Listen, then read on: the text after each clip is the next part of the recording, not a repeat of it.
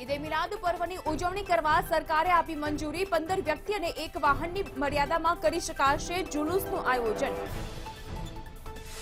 રાજકોટની સૌરાષ્ટ્ર યુનિવર્સિટીમાં વધુ એક વિવાદ વકર્યો। જુનિયર એન્જિનિયરને બાંધકામ સમિતિના નિષ્ણાંત બનાવાતા છેડાયો વિવાદનો મધફૂડો। વડોદરામાં ગૃહમંત્રી હર્ષ સંઘવીએ પોલીસનો માન્યો આભાર, કહ્યું પોલીસનું જીવન બંદોબસ્તમાં હોય છે વ્યસ્ત। સીએનજીમાં ભાવ વધારાને પગલે રિક્ષા ચાલકોમાં રોષ। અમદાવાદમાં વિરોધ પ્રદર્શન કરીને ભાવ વધારો પાછો ખેંચવા કરી માંગ। સુરત પોલીસે નકલી નોટો છાપવાનું કૌભાંડ ઝડપી પાડ્યું। 500ના દરની 398 બનાવટી નોટ કબજે કરી। પ્રિન્ટર દ્વારા ઘરમાં જ છાપતો હતો બનાવટી નોટ। અને રાજ્યમાં કોરોનાના 10 કેસ, 16 દર્દી સાજા થયા। ગુજરાતમાં કુલ 207 એક્ટિવ કેસ, રિકવરી રેટ પહોંચ્યો 98.75% પર।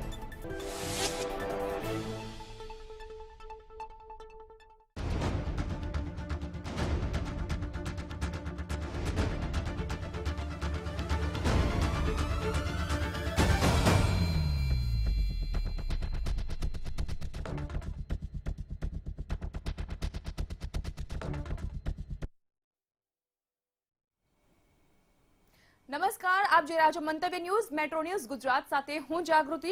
મેટ્રો ન્યૂઝમાં સૌપ્રથમ વાત રાજ્યના 4 મહાનગરોની, તો આજે અમદાવાદમાં વધુ એક વખત ભાવ વધારો ઝીંકાયો છે। સીએનજીના ભાવમાં વધારો થતા ઓટો ચાલકો મૂંઝવણમાં મુકાયા। આ સાથે જ રાત્રિ કર્ફ્યુમાં 10 નવેમ્બર સુધી લંબાવવાનો નિર્ણય લેવાયો છે। બીજી બાજુ રાજ્યના ગૃહ રાજ્યમંત્રી હર્ષ સંઘવીએ વડોદરાની મુલાકાત કરી। આ કાર્યક્રમ દરમિયાન તેઓએ કહ્યું કે ઈદે મિલાદનો કાર્યક્રમ દિવસ દરમિયાન ઉજવવો પડશે। વધુમાં રાજકોટમાં સૌરાષ્ટ્ર યુનિવર્સિટીનો વધુ એક વિવાદ સામે આવ્યો છે, જેમાં જુનિયર એન્જિનિયરને બાંધકામ સમિતિના નિષ્ણાંત બનાવી દેવાતા વિવાદનો મધફૂડો છંછેડાયો।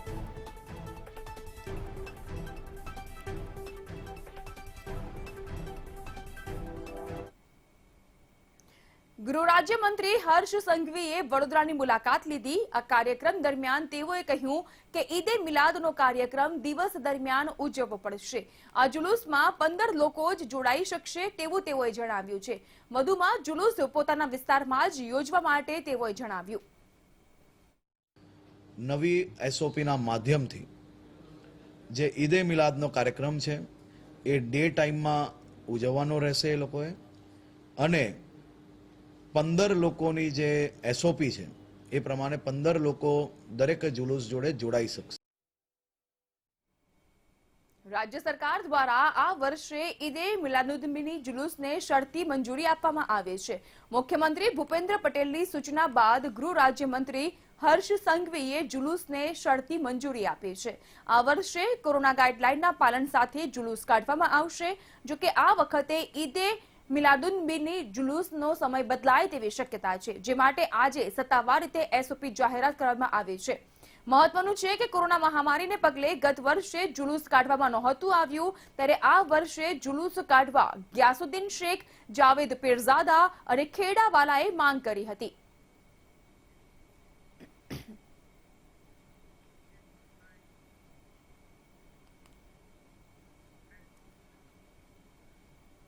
ગૃહ રાજ્યમંત્રી હર્ષ સંઘવીએ વડોદરાના એક કાર્યક્રમમાં હાજરી આપી હતી। આ કાર્યક્રમ દરમિયાન તેઓએ જણાવ્યું કે પોલીસના જીવનમાં બંદોબસ્તનું કાર્ય ચાલતું હોય છે, પરંતુ ગુજરાત પોલીસનો હું આભાર માનું છું કે ગુજરાત દેશભરમાં શાંતિ અને સલામતી માટે અવ્વલ નંબર ધરાવે છે। પોલીસ વિભાગે ભરતી મામલે એવી કમિટી બનાવી છે કે જે દિવસ રાત કામ કરી રહી છે। જ્યારે પોલીસની વાત થાય, પોલીસના જીવનની વાત થાય, તો એમ કહેવાય છે કે પોલીસ અને બંદોબસ્ત એ એક સિક્કાના બે પહેલું છે કે જેમના જીવનમાં ડ્યુટી ચાલુ થાય અને એન્ડ થાય ત્યાર તક બંદોબસ્ત એ શબ્દ અને એ કાર્ય એમના જીવનભર, કેરિયરભર ચાલતું રહેતું હોય છે। બીજી બાજુ સુરતમાં ગૃહ રાજ્ય પ્રધાન હર્ષ સંઘવીએ મહત્વનું નિવેદન આપ્યું। તેઓએ કહ્યું કે ભૂપેન્દ્ર પટેલ સરકાર ખૂબ સરસ રીતે કામગીરી કરી રહી છે। હું મંત્રી ભલે બન્યો, પરંતુ અહીં શીખવા આવ્યો છું। હું જન્મથી જૈન છું, અને આપણા મુખ્યમંત્રી શ્રી ભૂપેન્દ્રભાઈ પટેલ કર્મથી જૈન છે. એક એવા ઉત્કૃષ્ટ વ્યક્તિ કે જેમની જોડે છેલ્લા અનેક દિવસોથી મને કામ કરવાનો અવસર મળ્યો. એમ કહેવાય છે કે વ્યક્તિ હોદ્દાથી જ મહાન નથી થતો, એના કાર્યોથી, એના વિચારથી મહાન થતા હોય છે. ભાવનગર પશ્ચિમના ધારાસભ્ય અને હાલમાં જ નવા મંત્રીમંડળમાં કેબિનેટ શિક્ષણ મંત્રી તરીકે નિયુક્ત થયેલા જીતુ વાઘાણીએ ભાવનગરની મુલાકાત લીધી. આ મુલાકાત દરમિયાન જીતુ વાઘાણીએ પોતાના કાર્યાલય ખાતે લોક પ્રશ્ન સાંભળ્યા. તેઓએ જણાવ્યું કે કેબિનેટમાં મોટી જવાબદારી છે, પરંતુ પોતાના મત વિસ્તારનો ધારાસભ્ય પણ છું, તેથી લોકોના પ્રશ્નો સાંભળવા પણ જરૂરી છે. લોકપ્રતિનિધિ તરીકે વર્ષોથી મારી ઓફિસે કાર્યરત છે. ધારાસભ્ય તરીકે મારા મત વિસ્તાર સ્વાભાવિક છે કે જવાબદારી મળવા હોવાના કારણે સમગ્ર જિલ્લામાંથી, સમગ્ર શહેરમાંથી અલગ અલગ રાજ્ય સરકારના પણ પ્રશ્નો, મેયરશ્રી પણ હાજર છે, કોર્પોરેશનના પણ લોકોના પ્રશ્નો એ મળતા હોય છે અને સાંભળીને એના નિરાકરણ માટેની વ્યવસ્થા મારી ઓફિસથી પણ વર્ષોથી. ગુજરાત વિધાનસભા 2022ની ચૂંટણીના પગલે રાજકીય પક્ષ સક્રિય બની ગયા છે. દરમિયાન હાલમાં સેનાપતિ વિનાની સેના જેવી સ્થિતિમાં મુકાયેલા મુખ્ય રાજકીય પક્ષ કોંગ્રેસ પણ હવે વિધાનસભા 2022ની ચૂંટણી માટે સજ્જ બન્યું છે. આ અંગે ગુજરાત કોંગ્રેસ સંગઠનની નવરચના કરવાની દિશામાં કોંગ્રેસ હાઈકમાન્ડે કવાયત પૂર્ણ કરી છે. જુઓ આ વિશેષ અહેવાલ.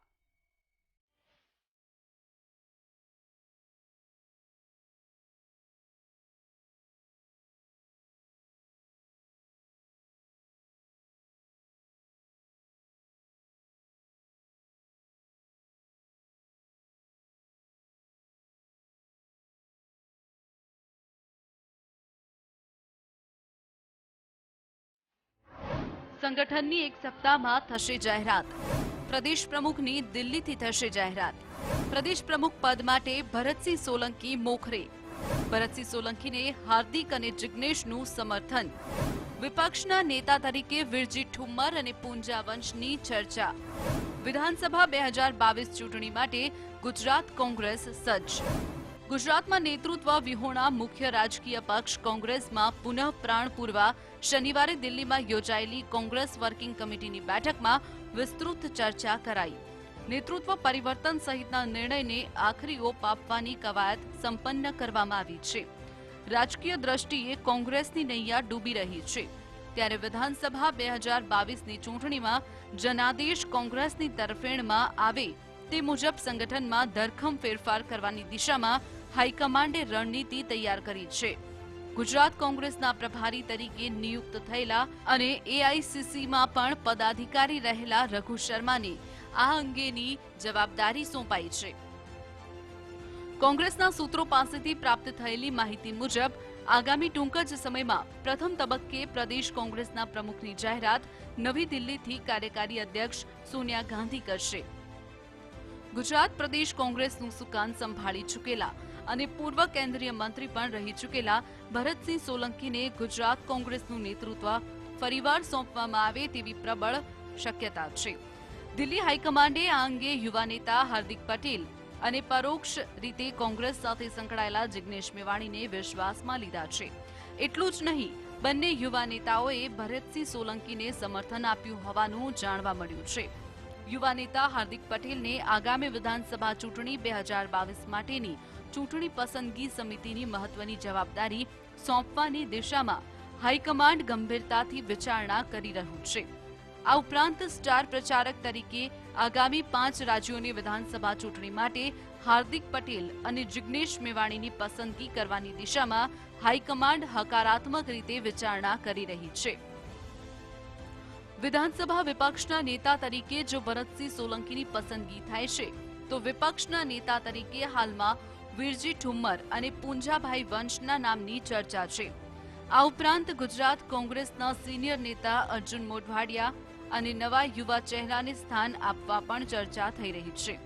ગુજરાત કોંગ્રેસના પ્રભારી રઘુ શર્માએ સીડબ્લ્યુસીની બેઠકમાં ગુજરાતની રાજકીય સ્થિતિ અને કોંગ્રેસ સંગઠનની નવરચના અંગેની રણનીતિની સ્થિતિ પણ રજૂ કરી હતી. હવે આગામી સમયમાં સંગઠનના માળખાની સત્તાવાર જાહેરાત કરવામાં આવશે. ગુજરાત કોંગ્રેસમાં નેતૃત્વ પરિવર્તન અંગે અમદાવાદથી શરૂ થયેલું મનોમંથન અંતે દિલ્હી હાઈકમાન્ડ સુધી હવે સંપન્ન થઈ ચૂક્યું છે. આગામી સપ્તાહમાં કોની પસંદગી થશે, ગુજરાત કોંગ્રેસનું સુકાન કોને, તે તમામ પ્રશ્નોનો અંત આવશે. ત્યારે સત્તાવાર જાહેરાત હવે ક્યારે થશે તે જોવું રહ્યું. અરુણ શાહ, મંતવ્ય ન્યૂઝ, અમદાવાદ. નજર અન્ય સમાચાર તરફ. સૌરાષ્ટ્ર યુનિવર્સિટીનો વધુ એક વિવાદ સામે આવ્યો છે કે જેમાં જુનિયર એન્જિનિયરને બાંધકામ સમિતિના નિષ્ણાંત બનાવી દેવાયા. સૌરાષ્ટ્ર યુનિવર્સિટીના બાંધકામ સમિતિના નિષ્ણાંત તરીકે આશીષ ઉપાધ્યાયની નિમણૂક કરવામાં આવી છે. આશીષ ઉપાધ્યાય ડેપ્યુટી એન્જિનિયર તરીકે કામ કરે છે. આશીષ ઉપાધ્યાય મેઝરમેન્ટ બુકની ચકાસણી કરશે અને પોતે જ મંજૂરી આપશે. સમગ્ર પ્રક્રિયા અંગે યુનિવર્સિટીના પૂર્વ સદસ્ય ડોક્ટર નિદત બારોટે સવાલ ઉઠાવ્યો છે, જેમાં સૌરાષ્ટ્ર યુનિવર્સિટીના સત્તાધીશોને સવાલ કરવામાં આવ્યો, જેમાં શા કારણે જુનિયર એન્જિનિયર તરીકે ફરજ નિભાવનાર આશીષ ઉપાધ્યાયને બાંધકામ સમિતિના નિષ્ણાંત બનાવી દેવાયા તે વિવાદ હવે શરૂ થઈ ચૂક્યો છે.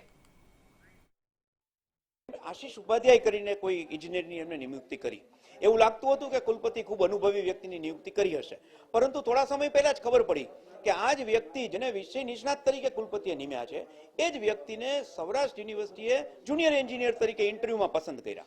એટલેથી ન અટકતા 4 દિવસ પહેલા આ જ જુનિયર એન્જિનિયરને યુનિવર્સિટીના મુખ્ય એન્જિનિયર ડેપ્યુટી એન્જિનિયર તરીકે નિયુક્ત કર્યા અથવા એને જવાબદારી સોંપી.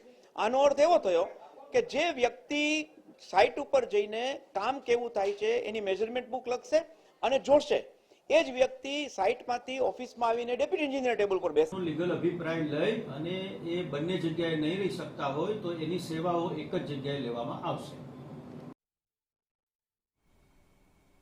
સૌરાષ્ટ્ર યુનિવર્સિટીમાં 88 અધ્યાપકોની ભરતી પ્રક્રિયા આખરે વિવાદ બાદ રદ કરવામાં આવી છે. સૌરાષ્ટ્ર યુનિવર્સિટીના અલગ અલગ 25 જેટલા ભવનમાં ભાજપના સિન્ડિકેટ સભ્યો પોતાના મનગમતા ઉમેદવારોને પ્રાથમિકતા આપતા હોવાનો આરોપ લાગ્યો. ત્યારે આ મુદ્દે સૌરાષ્ટ્ર યુનિવર્સિટીના ઉપકુલપતિ ડોક્ટર વિજય દેસાણીએ પ્રેસ કોન્ફરન્સ કરી અને જણાવ્યું કે પારદર્શિતા જળવાઈ રહે તે માટે ભરતી રદ કરવામાં આવી છે અને આગામી સમયમાં નવેસરથી ભરતી પ્રક્રિયા હાથ ધરાશે.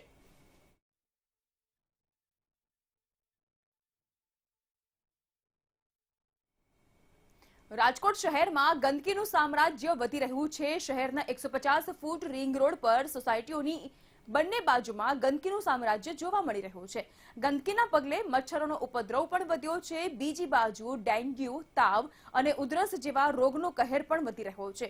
તો વળી આ ગંદકીથી ત્રસ્ત સ્થાનિકોએ અનેક વખત રજૂઆત કરી, તેમ છતાં તંત્ર દ્વારા સમસ્યાનો હજુ સુધી ઉકેલ આવી શક્યો નથી. રાજકોટમાં જે રોગચાળાના જે કેસ છે તે વધી રહ્યા છે. ખાસ કરીને જો વાત કરીએ તો પોસ્ટ સોસાયટીઓમાં પણ જે રોગચાળાના કેસ છે તે વધી રહ્યા છે. ત્યારે સીધા જ આપને 150 ફૂટ રિંગ રોડના જે દ્રશ્યો છે દેખાડવામાં આવે છે. રાજકોટના જે 150 ફૂટ રિંગ રોડ પાસે જે વોકરો આવેલો છે, વોકરામાં ખૂબ જ ખરાબ પરિસ્થિતિ છે. તેની સાફ સફાઈ નથી થતી. આરએમસી તંત્રને અનેક વખત રજૂઆત કરવામાં આવી છે, પણ તેમ છતાં આ રજૂઆતને કોઈ પણ પ્રકારનું ધ્યાનમાં નથી લેવામાં આવ્યું. મહત્વની બાબત એ છે કે વરસાદના સમયમાં પણ આ જ પ્રકારની પરિસ્થિતિ ક્યાંક ને ક્યાંક હતી. પાણી જે ભરાવાના જે સમસ્યા છે તે પણ સામે આવ્યા હતા. 150 ફૂટ રિંગ રોડ પાસે આવેલ જે 7 થી 8 જેટલી જે સોસાયટીઓ છે ત્યાંના જે રહીશો છે તે ખૂબ જ દયનીય સ્થિતિમાં છે. તેઓનું કહેવું છે કે સરકારને, તંત્રને રજૂઆત કરવામાં આવી છે, પણ તેમ છતાંય કોઈ પણ પ્રકારનું આનું જે નિરાકરણ નથી આવ્યું. મેરીગોલ્ડ હોય, જી હિત પાર્ક હોય કે પછી દ્વારિકા હાઇટ્સ હોય, તમામના જે રહીશો છે તેઓની એક રજૂઆત છે. પણ રાજ્ય કક્ષાના મંત્રી બ્રિજેશ મેરજાએ રાજકોટ જિલ્લાના ઉપલેટાની શુભેચ્છા મુલાકાત કરી, જ્યાં તેઓએ ઉપલેટા કડવા પટેલ સમાજ દ્વારા આયોજિત સન્માન સમારોહમાં હાજરી આપી. આ કાર્યક્રમમાં પૂર્વ ધારાસભ્ય પ્રવીણ માકડિયા, પૂર્વ સાંસદ હરિભાઈ પટેલ સહિતના સમાજના આગેવાન ઉપસ્થિત રહ્યા હતા. શ્રી કડવા પટેલ સમાજ ઉપલેટા પ્રાયોજિત આ કાર્યક્રમમાં અમે સૌ સમાજ, સરકારના એકબીજાના સાનિધ્યમાં વધુ સારું પ્રજાનું, સમસ્ત લોકોનું કેમ કલ્યાણ કરી શકીએ એવી ભાવનાના વિચાર મંથન માટે એકત્રિત થયા છીએ. વડોદરા ધર્માંતરણ પ્રકરણ અને આફમી હવાલા કૌભાંડના આરોપી સલાઉદ્દીન શેખ અને ગૌતમ ઉમરને 7 દિવસના રિમાન્ડ પર મોકલી દેવાયા છે. વડોદરા એસઓજી દ્વારા 14 દિવસના રિમાન્ડની માંગણી કરવામાં આવી હતી, પરંતુ કોર્ટે 7 દિવસના રિમાન્ડ મંજૂર કર્યા છે. રિમાન્ડ દરમિયાન બંને આરોપીઓને ગુજરાત બહાર તપાસ માટે લઈ જવામાં આવશે, જેમાં મધ્યપ્રદેશ, મહારાષ્ટ્ર અને રાજસ્થાનનો સમાવેશ થાય છે. બચાવ પક્ષના વકીલને કે આરોપીને જાણ કરવામાં આવેલી નહીં અને કમનસીબે આ ઘણા દુઃખ સાથે કહેવું પડે કે આટલી સારી એજન્સી આવી રીતે અંધારામાં રાખી અને બેકડોરથી ઓર્ડરો લેવાનો પ્રયત્ન કરે એ યોગ્ય નથી. પોલીસ દ્વારા પ્રોડક્શન વોરંટ આધારે નામદાર કોર્ટમાં આરોપી ઉમર ગૌતમ અને સલાઉદ્દીન રજૂ કરવામાં આવેલા, જે બેઝ ઉપર અમારી જે કસ્ટડી હતી એ નામંજૂર કરેલી હતી અને અમારા રિમાન્ડના અધિકારો નામદાર કોર્ટે ખુલ્લા રાખેલા અને ત્યારબાદ આ આરોપીઓ ગંભીર પ્રકારના ગુનામાં સંડોવાયેલા હોય, તેઓની તપાસના કામે જરૂર હોય જેવા વિવિધ 19 જેટલા મુદ્દાઓ પર આઈઓ તેમજ સરકારી વકીલ દ્વારા ધારદાર દલીલો કરવામાં આવેલી હતી અને નામદાર કોર્ટે આ દલીલોને ગ્રાહ્ય રાખી અને બંને આરોપીઓના આગામી તારીખ 23/10/2021 કલાક 16:00 સુધીના એટલે કે 7 દિવસના રિમાન્ડ. વાહનો અને ઉદ્યોગોમાં વપરાતા કોમ્પ્રેસ્ડ નેચરલ ગેસ એટલે કે સીએનજીના ભાવમાં ઓક્ટોબરના પહેલા 15 દિવસમાં ₹5.50 થી 6નો વધારો કરી દેવામાં આવ્યો હતો, જેના કારણે રિક્ષા ચાલકોની હાલત કફોડી બની છે. એકાએક ભાવ વધારાથી ઓટો ચાલકોના બજેટ પર અસર પહોંચી છે, ત્યારે ઓટો ચાલકો આ ભાવ વધારાને અંકુશમાં લાવવાની માંગ કરી રહ્યા છે.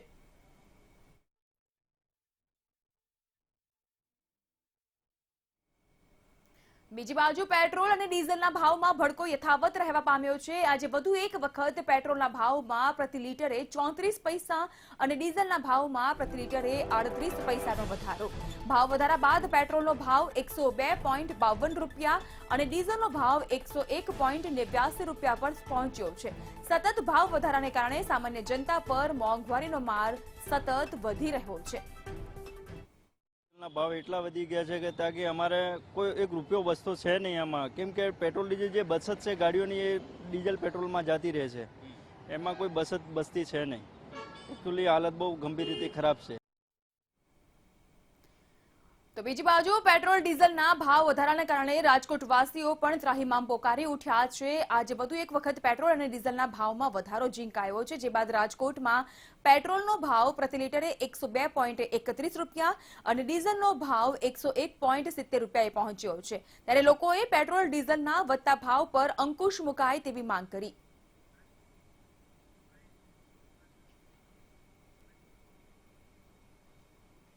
બીજી બાજુ સુરતની પણ આ જ પ્રકારની હાલત, કારણ કે સુરતમાં પણ પેટ્રોલ અને ડીઝલનો ભાવ ₹100ને પાર પહોંચી ચૂક્યો છે.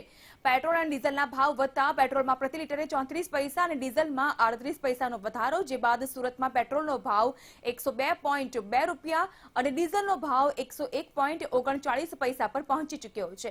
સતત ભાવ વધારાને કારણે સુરતી લાલાઓની હાલત કફોડી.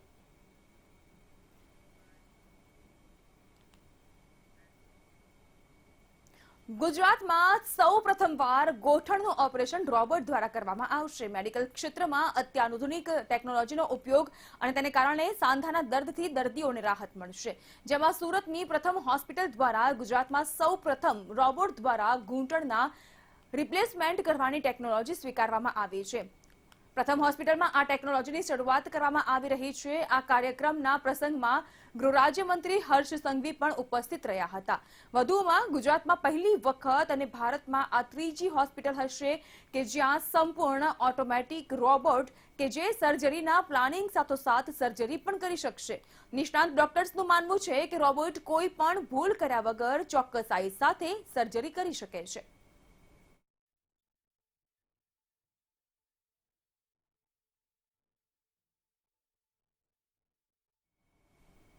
કોરોના મહામારીને પગલે પ્રાથમિક શાળાઓ હજુ પણ બંધ છે, ત્યારે શહેરની એક પ્રાથમિક શાળામાં બાળકોની માતાઓ અને સ્કૂલના ભૂતપૂર્વ વિદ્યાર્થીઓ દ્વારા એક દિવાળી બજારનું આયોજન કરવામાં આવ્યું.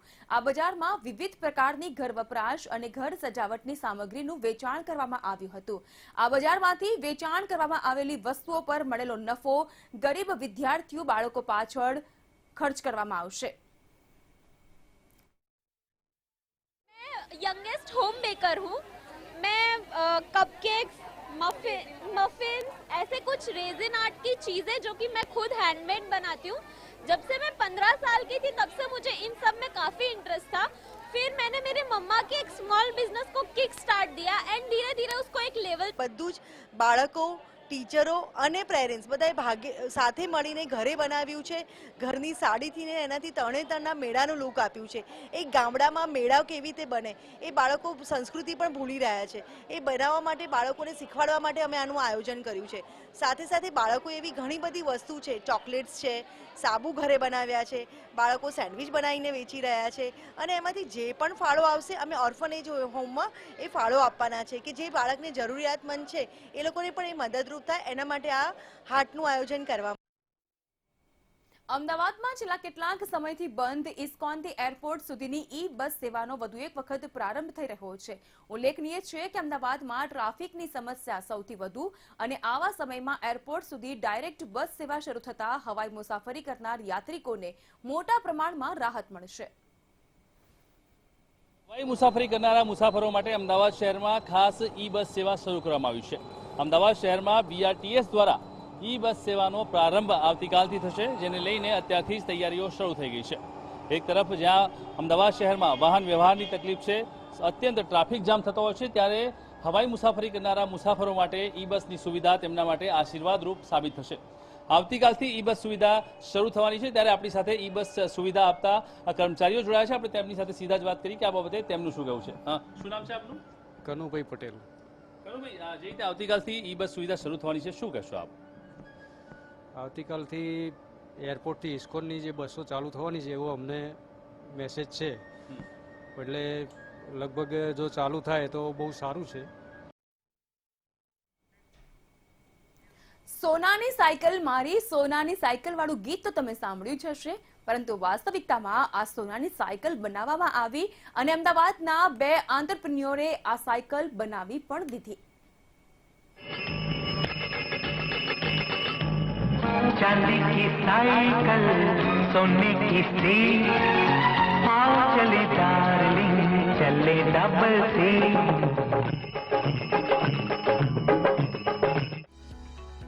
વધી રહેલા પેટ્રોલ અને ડીઝલના ભાવથી જનતા ત્રસ્ત છે, ત્યારે હવે લોકો સાયકલ તરફ વળ્યા છે. અમદાવાદના આંત્રપ્રિન્યોર ધીરલ મિસ્ત્રી દ્વારા ઇલેક્ટ્રિક સાયકલ બનાવવામાં આવી છે અને આ સાયકલની ડિમાન્ડ પણ વધી છે. આ સાયકલની ખ્યાતિ દેશ વિદેશમાં પહોંચી છે, ત્યારે દેશના ગોલ્ડન ગાઈઝ તરીકે પ્રખ્યાત સની વાઘચુરે અને સંજય ગુજરે પણ આ સાયકલ ખરીદી છે અને આ સાયકલ તેમણે ગોલ્ડમાં બનાવડાવી છે.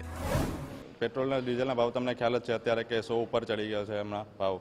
હવે આપણે જે સાયકલ છે 1.5 થી 2 રૂપિયામાં 70 કિલોમીટરના ચાલે છે. મતલબ તમારી સાયકલ 1 પૈસામાં કિલોમીટરનું રેન્જ આપે છે તમારી સાયકલ. એટલે આપણે જે અને બેનિફિશિયલી જે આપણે એન્વાયરમેન્ટલ જે જોવા જઈએ તો એમાં એન્વાયરમેન્ટ બી સારી રીતે, કારણ કે એમાં પોલ્યુશન થવાનું નથી. એમાં આપણે જે નોર્મલી જે રૂટીનમાં જે અત્યારે નોર્મલ સાયકલ બાઇક યુઝ કરે છે એના કરતાં સાયકલ યુઝ કરવી સારી, પણ આપણે કોસ્ટલી બી ઓછું થાય છે. જો આ ગોલ્ડ પ્લેટેડ સાયકલની વિશેષતાની વાત કરીએ તો સાયકલમાં ટાયર સિવાય બધું ગોલ્ડ પ્લેટેડ છે, જેના માટે 7 તોલા ગોલ્ડનો ઉપયોગ કરવામાં આવ્યો છે, જેને બનાવવાનો ખર્ચ 8 લાખ કરવામાં આવ્યો છે. સાયકલમાં વાઈફાઈ, ટ્રેકર, મ્યુઝિક સિસ્ટમની સુવિધા પણ આપવામાં આવી છે. સાયકલ ચોરાય નહીં તે માટે ડિજિટલ લોક આપવામાં આવ્યું છે. જો ફૂલ ચાર્જ કરવામાં આવે તો સાયકલ 70 કિમી સુધી ચાલી શકે છે અને આ સાયકલ 60 કિલોમીટરની ઝડપે ચાલી શકે તેવી ક્ષમતા ધરાવે છે. નોર્મલ બાઇસિકલ આપણે 46,200માં આપણે સેલિંગ કરીએ છીએ ને. આ golden plated bicycle approximately 4 to 5 લાખમાં સેલિંગ કરીએ છીએ. એન્ડ આની વિશેષતા એ છે કે આ ઇન્ડિયાની first digital smartest electric bicycle છે, જે આખી ટચસ્ક્રીન ડિસ્પ્લેથી ઓપરેટ થાય છે. જેમાં Bluetooth, wifi, 7 type of digital themes, music system, GPS map, GPS tracker, digital gear and digital throttle and જો કારમાં જેવી ક્રૂઝ સિસ્ટમ છે એ આમાં ઇનબિલ્ટ આપેલી છે. આટલી ખાસિયતો સાથે આ સાયકલ બનાવેલી છે. કોરોના કાળમાં લોકોને સમજાઈ ગયું છે કે સ્વસ્થ રહીશું તો જ જીવન સરળ બની શકશે, ત્યારે લોકો સાયકલિંગ કરીને પોતાનું સ્વાસ્થ્ય જાળવી રહ્યા છે. તો બીજી તરફ વધી રહેલ ઈંધણના ભાવે પણ સાયકલની બોલબાલામાં વધારો કર્યો છે.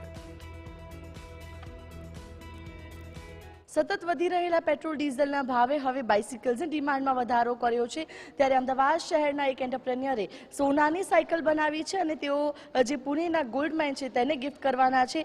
સાયકલ જે છે તે અદ્યતન ડિજિટલ ટેકનોલોજી સાથે તૈયાર કરવામાં આવી છે. ડિજિટલ ડિસ્પ્લે, બ્લૂટૂથ અને સહિતની અનેક ખૂબીઓ છે જે આ સાયકલની અંદર જોવા મળી રહી છે. એક તરફ જે રીતે સતત પેટ્રોલ ડીઝલના ભાવ વધી રહ્યા છે, લોકો છે ત્રાહિમામ પોકારી ઉઠ્યા છે. એવામાં જે ડિજિટલ જે ડિસ્પ્લે સાયકલ જે છે કે જે ખૂબ જ મદદરૂપ બનવાની છે. પેન્ડલની સાથે તે જે ઇલેક્ટ્રિક ઓપરેટર થઈ રહી છે અને જે અત્યારે આની ડિમાન્ડમાં પણ સતત વધારો જોવા મળી રહ્યો છે. અલગ અલગ સ્પીડ મોડ છે તે પણ આની અંદર નક્કી કરવામાં આવ્યા છે અને બજેટ ફ્રેન્ડલી પણ છે. જે રીતે તેની કિંમત છે કે 45,000 આસપાસથી શરૂ થઈ રહી છે અને અલગ અલગ ડિમાન્ડ પ્રમાણે તેની વધઘટ ભાવ પણ જે છે સાયકલ્સમાં પ્રાઇસીસમાં જોવા મળી શકે છે અને તેની વચ્ચે અમદાવાદની અંદર આ સોનાની સાયકલે એક આકર્ષણનું કેન્દ્ર ઊભું કર્યું છે. કેમેરા પર્સન નીતિન બગડા સાથે આયુષી યાજ્ઞિક, મંતવ્ય ન્યૂઝ, અમદાવાદ. તો મેટ્રો ન્યૂઝ ગુજરાતમાં આજે બસ આટલું જ. અને વધુ સમાચાર માટે આપ જોતા રહો મંતવ્ય ન્યૂઝ અને આપ લોગિન પણ કરી શકો છો www.mantavynews.com પર. નમસ્કાર.